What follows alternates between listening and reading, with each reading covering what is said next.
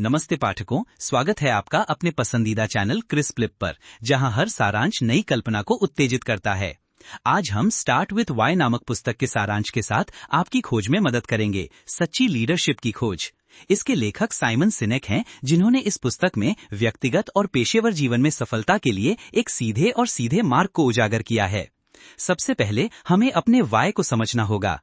वाय हमारे उद्देश्य, कारण या विश्वास को दर्शाता है। ये हमें हमारे कार्य में प्रेरित करता है और हमें अग्रसर बढ़ने की प्रेरणा देता है। साइमन सिनेक कहते हैं कि सच्चे नेताओं ने अपने वाय को समझा है और वे इसे अपने कार्य में शामिल करते हैं। दूसरा अवधारणा हाव का है, जो हमारे कार्य करने के तरीके को दर्शाता है।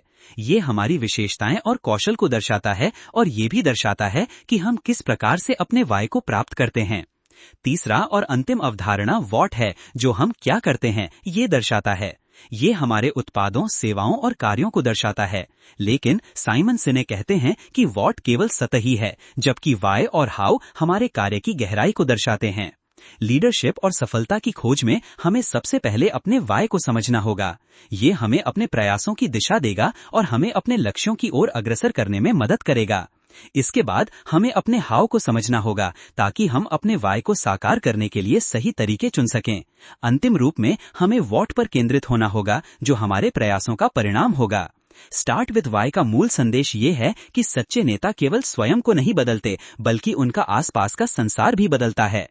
वे अपने वाय को अपने दृष्टिकोण, सोच और कार्य में शामिल करते हैं और इस प्रक्रिया में वे अपने समुदाय और संगठन को बदलते हैं। यदि हम अपने वाय को समझते हैं और इसे अपने दैनिक जीवन में लागू करते हैं, तो हम अपने आप को बेहतर लीडर बनाने के लिए एक मजबूत आधार तैयार कर सकते हैं।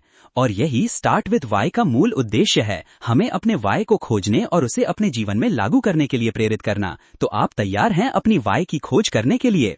आज के इस सत्र के लिए बस इतना ही। आपके साथ ये सारांश साझा करने का अनुभव बहुत आनंददायक था। हमें उम्मीद है कि आपको ये उपयोगी लगा होगा और आप इसे अपने जीवन में लागू कर पाएंगे। धन्यवाद और खुदा हाफिज।